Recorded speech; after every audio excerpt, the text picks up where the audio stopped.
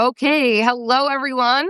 Welcome. This is super exciting. I'm so excited. We are live. It is Wednesday, July 16th. I cannot believe it. Like this always happens. The time just, I don't know, it just runs away. It goes. I feel like we just started the summer. Oh my goodness. Okay. Well, hello everyone. Good morning. For those of you who are watching the recording, wherever you're at, whatever time it is, hello. Thank you for joining. I'm super excited to be doing this live with my new friend, Claire Alvis. Hello, Claire. Thank you for joining. Hi. Thanks for the friend label. I like that. Yeah. Well, this is, and you know what? It's like so on topic with what it is we're talking about. Yeah. I it's so interesting. So I met Claire in Justin Welsh's Unsubscribe community or inner circle on Substack. And it's so interesting because, part of what Justin and so many others are creating on Substack, like many other, leaders in today's online community spaces, are creating and facilitating this, ability for people to be able to connect and come together and meet each other and just find people who are in similar situations. And so I don't even remember like initially how we connected. Do you remember what? No, I think there must have been some question that we both responded to, but which question that was, I couldn't tell you. Yeah.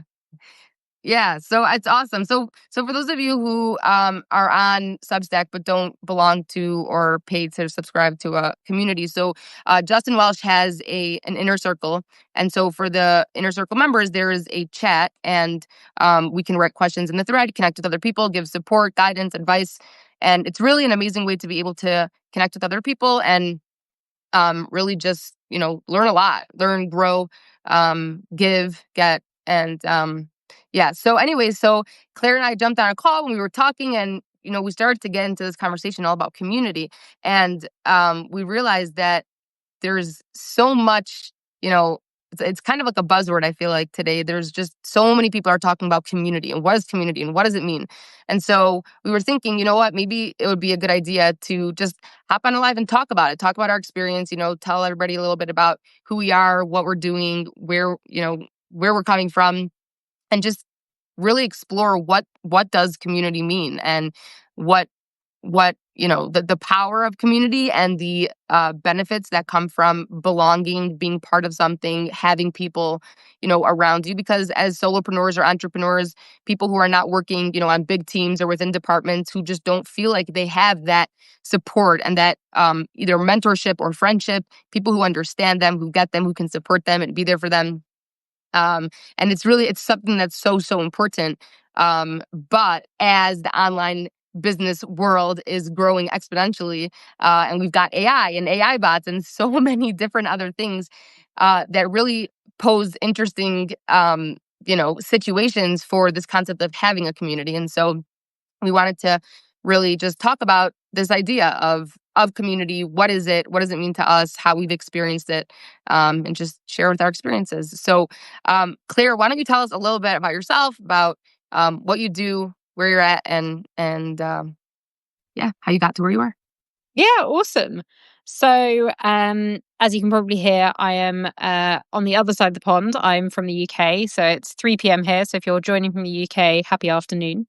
So I am a startup girl by nature, I guess. So I've spent the last 10 years working in various different startups. A year ago, my last startup that I worked for went tits up, which is a lovely British phrase. And I decided to join forces with a friend and basically go out on our own, launching a consulting business, among other things that we've got going on. But in the process of doing that, I obviously shifted from the concept of traditional employment, albeit in a startup world, into being self-employed. And I think one of the things that I assumed about self-employment is that it's quite isolating, in that you're working on your own. You don't necessarily have an office. You only go out if you're meeting people, and actually, because of the way we work now, quite a lot of the stuff that we do ends up being online anyway. So going anywhere becomes more tricky. Um, and and actually, I've been very surprised by it.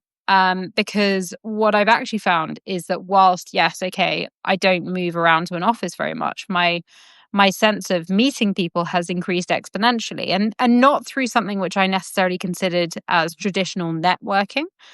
Like I would say, I'm not particularly good at necessarily just putting myself out there and saying I want to meet people, but actually just through the way of having to put yourself out there in terms of self promotion and talking about who you are and what you do and what you stand for, you end up actually meeting people, which is how Tamara and I met. And there's a number of other people who I've met either through Substack or LinkedIn or a combination of the two. And actually, that has started to become a community for me, which is obviously how Tamara and I got talking. Right. That's awesome. Yeah, that's amazing. I'm sure a lot of people can relate to that. And it's funny. I mean, I have also like a similar background. Was working in corporate for a little over 5 years, and left a little over a year ago to do my own thing, and really experienced a similar type of thing as you did. I think, the word isolating, it's interesting because there are times when, I look around in my office and I work from home, and it's so interesting, how you were saying you create this community of people who are all over the world. I'm connected. It's like me and you can be connected, right? And you're on the other side of the world. So I'm in my house, in my office, but yeah, I feel so connected to so many other people. Um, Yeah. so it's really fascinating. And like you said, right? Like that's how we met. And there are so many like relationships, there are so many collaborations, connections, jobs that I know that I've gotten just because I was able to connect with people who have become really part of my community. So there's just a lot of like opportunity, I feel like, for growth personally, professionally, financially. Um, so it's really awesome. So Claire, so as we were talking about, community, I think that for people who are listening or watching, there's probably a lot of different questions coming up because it's such a buzzword today. Yeah.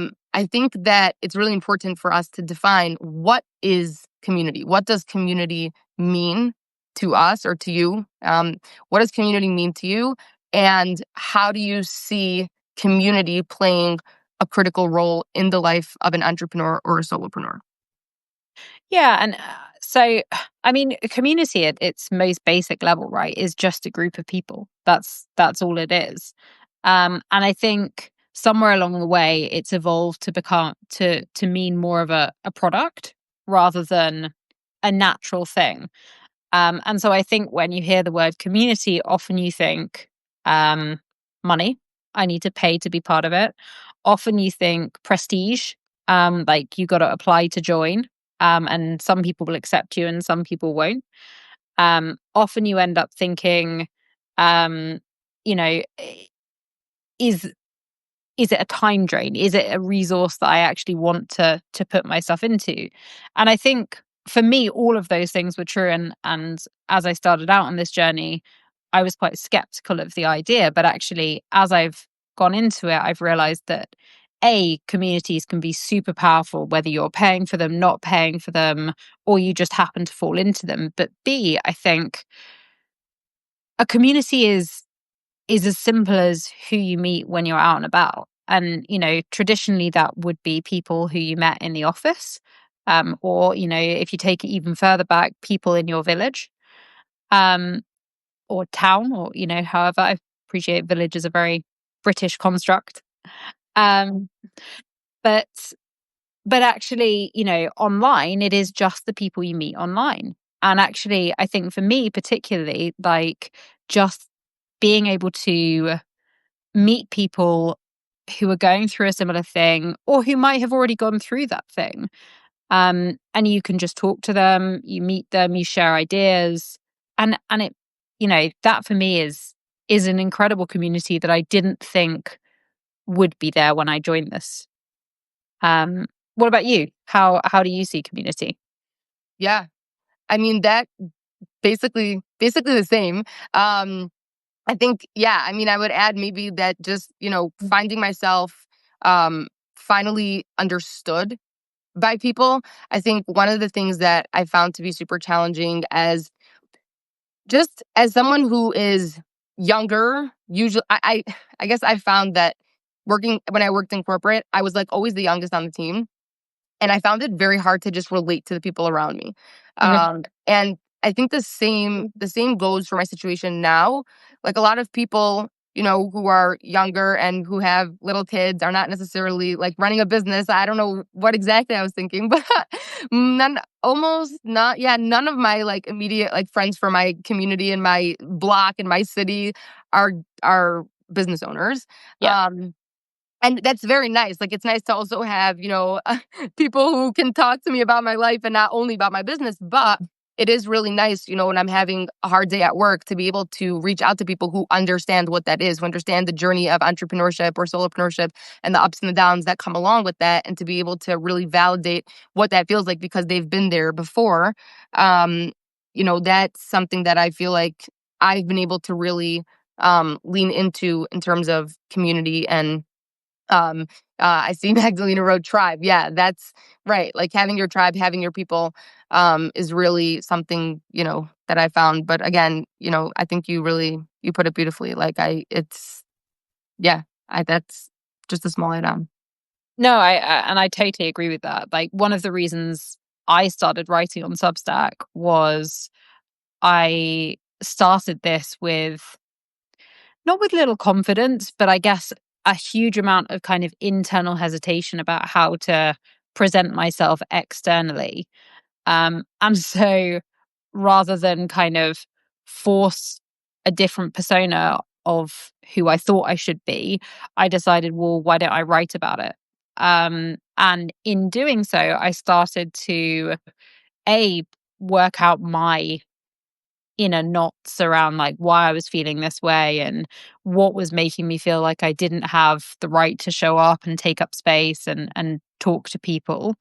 But B, I started to meet other people who would say like, "Oh my god, yes, I felt that way."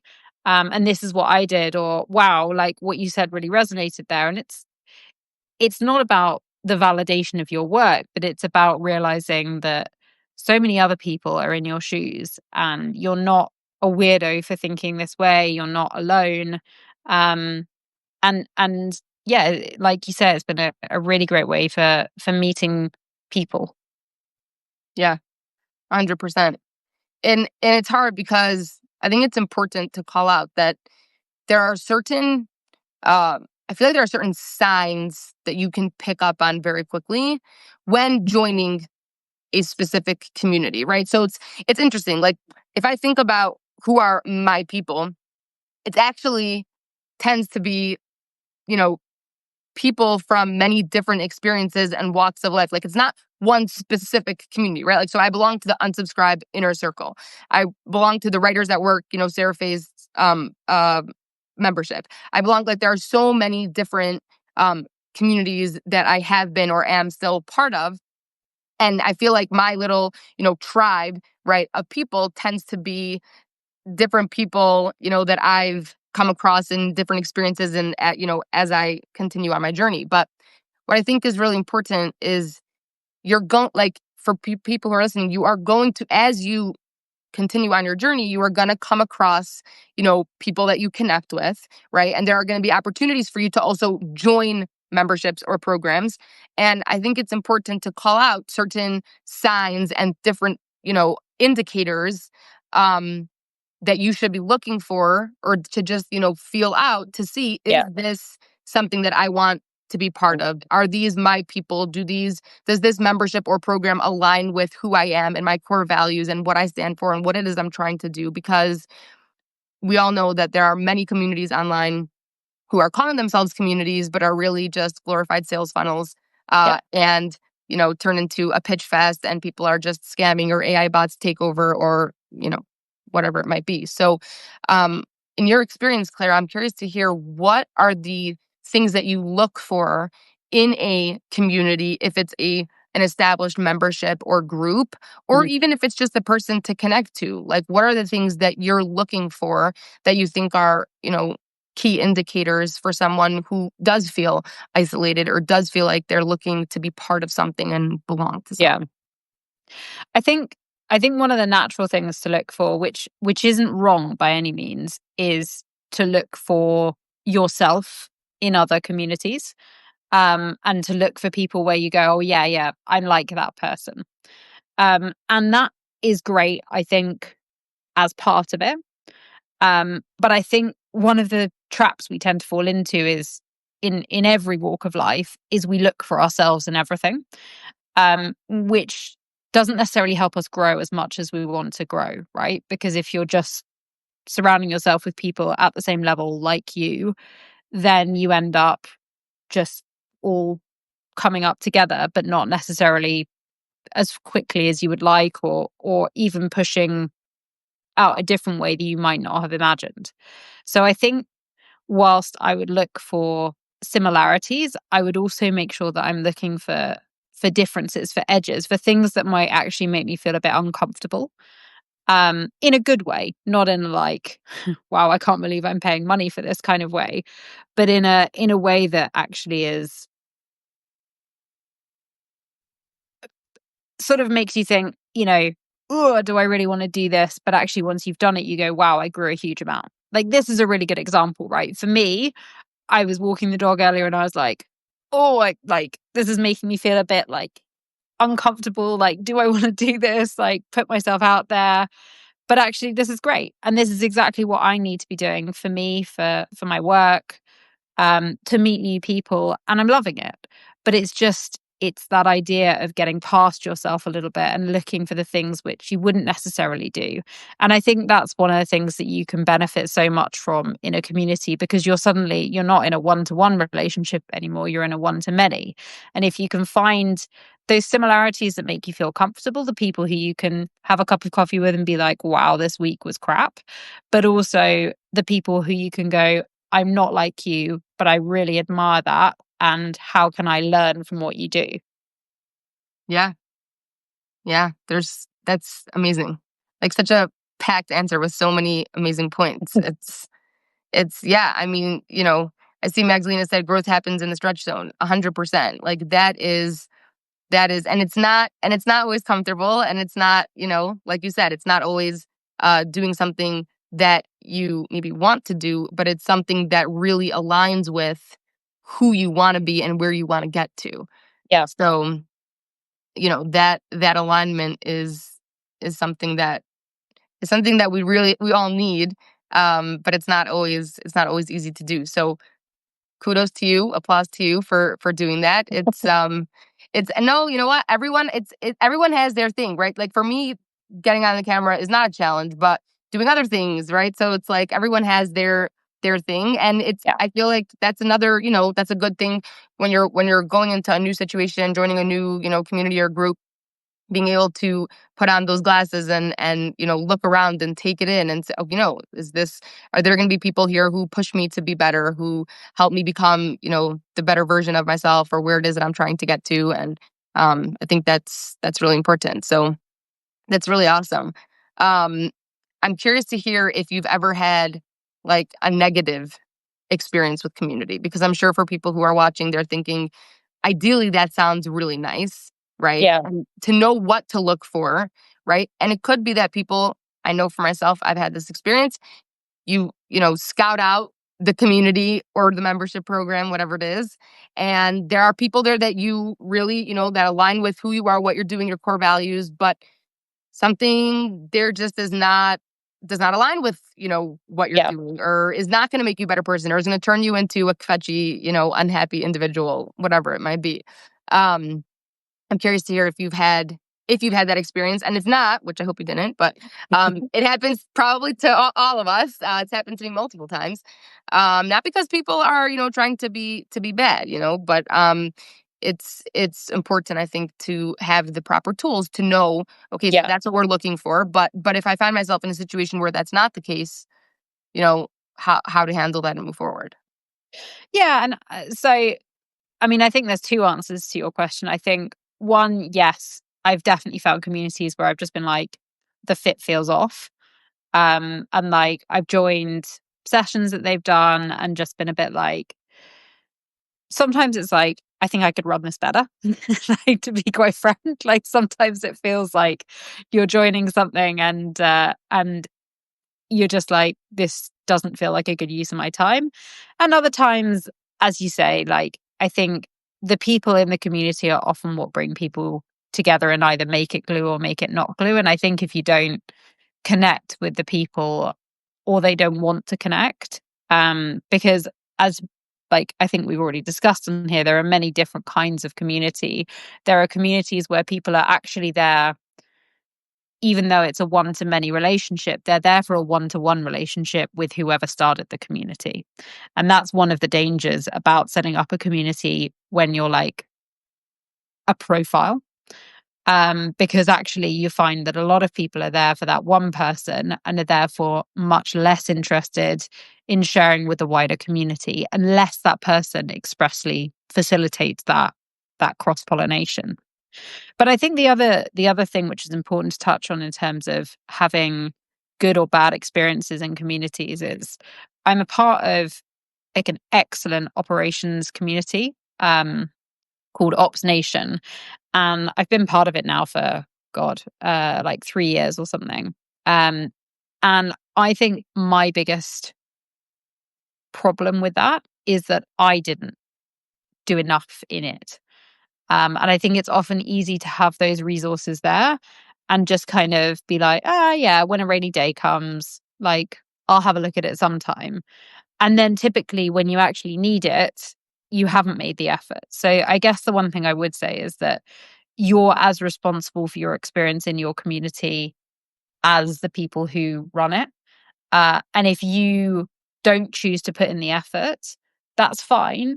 But I would question, like, when you're saying, oh, I don't get a huge amount of value out of this community, thinking, is that the community's fault or is it actually my fault as well? Because a community is all about give and take. And if you're only there to take and not give, it makes it a really one sided relationship.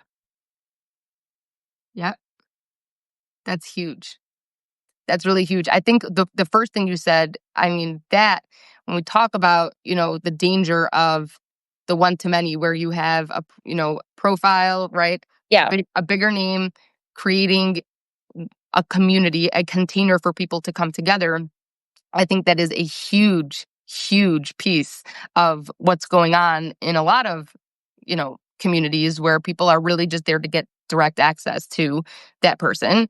And I think that what you're bringing up is tremendous. I think in those situations, what I've found, because I have come across that, and it's funny because I actually have that thought process. Like, it's so funny when I saw that Justin Welsh was creating an Inner Circle membership. I've been following Justin for years on LinkedIn. I have his courses. Like, I'm a huge fan. And so my first thought was, oh my goodness, I want to be part of his thing. But the other thing that I thought about, which I think is, could be helpful for those of you who are listening and, wondering how can I become part of something? If you think about the person, a mentor or the person that you admire or someone that you've learned from and they have a community, chances are they're going to be attracting people who you'll connect with. Because if you were, drawn to them, what is it that you were drawn to? What is it about that person, their core values? What is it they're teaching as a person, right? What is it that you were drawn to? And you're probably going to find that many people are just like you in that community. They were also drawn to that person, for similar reasons. And so just by default, you'll end up connecting. That's what I have found in Justin's community. And I feel like it's incredible to see. I mean, it's a shout out to Justin for sure, but it's amazing to see how many people I've been able to connect with because Yeah. Justin just is a magnetic for people that I connect to, people who share my core values and my vision and the quality of like people who are there. It's really amazing. So it can, like, I think what you brought up is so important because it can, also like for the positive too, it kind of gives you, I don't want to say like not a stamp of approval, but it gives you a little bit of an idea for who's going to be in that community. If you were drawn to that person because they're, you know, an incredible marketing person, or they're an incredible real estate agent, or they're incredible. So think about, like, you know, I think obviously it's important to remember, like, why were you drawn to this person in the first place? Because that's probably the hook that got many other people in that community. And so those are the types of people, you know, who are probably going to be there. So, you know, Yeah. just remembering that. But I think, you know, that is such a great, like, thank you for bringing that up, because I never really, I guess, thought about that in that perspective. And I think that it's, you know, something that happens a lot. So, Yeah, and there's nothing wrong with it. Like, you should absolutely be able to leverage the platform that you've done and create a community out of that. I think, you know, how you create that community is up to you, and it's, again, it's fine to have that community where people want a one-to-one relationship. You just need to be, I think you need to create what you want to create, but be intentional about it. Don't create it in the, I'm creating this wonderful community where everyone shares ideas, whereas actually everyone's kind of closely guarding their secrets because all they want is to talk to you about it. yeah, right. No, 100%. Yeah. And so what would you say, you know, for people who are listening who are thinking, okay, so I want to build this, right? Like, Mhm. I want to build my tribe. I want to build my people. What's, you know, a piece of advice or guidance or just an idea to people who are really craving this, but don't either want to go down, you know, the wrong path, or a path that might not align with their greater vision? Yeah. And I think this is advice that applies to kind of every walk of life. But I was talking to another person who I met on Substack, Kat Zuzon, last week. And one of the things she said to me, which I totally agree with, is sometimes you've just got to start. Like, it's not it's not necessarily going to be perfect the first time, but if you don't try, you'll never know. And exactly the same thing goes with community. I think you can either spend hours and hours researching, shopping around, saying, you know, this membership is good, but it's more expensive than this one, but I get more in this one. There's a cost element, sure. And then there's also just okay, if you don't need to join something, if you don't have the means to join something, if that's not what you want to do right now, you can make your own community. It doesn't have to be a thing. You just need to start reaching out to people and putting yourself out there. Like, I think most of these conversations that I've had are purely because I've commented on someone's work, or as you said, like, we met through like a shared question, and you just start to build up people and conversations, and not all of them will be a success, and that's fine.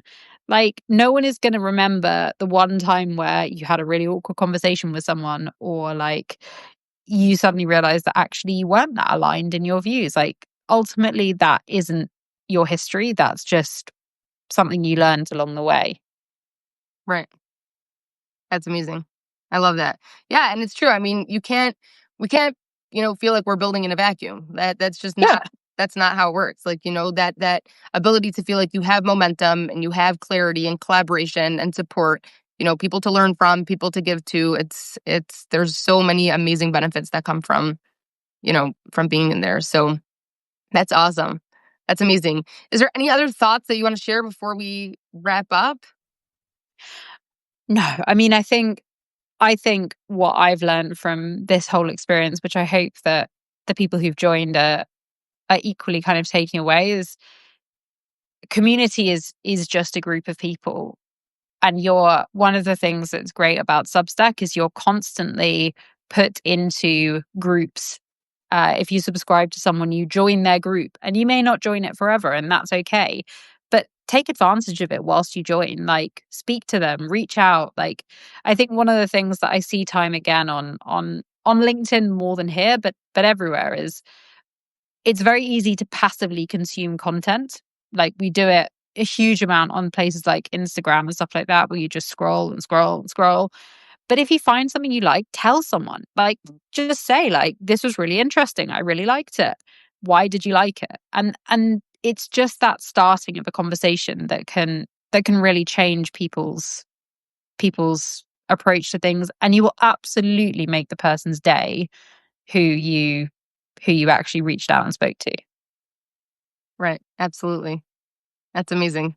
This has been so great. Wow. Yeah, thank you. This is awesome. I mean, I could keep going forever. It's such an important topic, but I really appreciate you sharing, your insights and just the way that you, I feel like, approach the topic. It's just like so refreshing to hear someone talk about community. No, especially for someone like myself who, whatever, we've all had our, experiences, but like specifically with this word community, it's you I guess I initially had my expectations of what I thought, online communities were going to be. And until I joined one that wasn't that, I realized, okay, 1 second, I need to understand for myself. What does community mean to me? Questions, those basic questions that I never really thought to ask myself because I just assumed if we're talking about community, of course we're talking about supporting, collaborating, giving support to one another, giving and taking, and just having this, opportunity to connect. But it's not always the case, and it's important to really understand for yourself. Yep. What is it that you're looking for? So thank you so much. This has been so great and so fun. No, thank you. And thank you everyone that joined. Um, Definitely would love to hear any thoughts that you have. You can put them in the comments. And I'm just looking to see if we missed any questions. No, amazing. Okay. Thank you everybody for joining. Thank you everyone Thank for listening. you. If you're watching, please let us know what you enjoyed the most, or if you have any questions, we will monitor. Otherwise, check out Claire's publication on Substack and let us know what you enjoyed and what you learned from this live. Thank you, everyone. Okay, thanks. Have a great day. Thanks. Bye. Bye.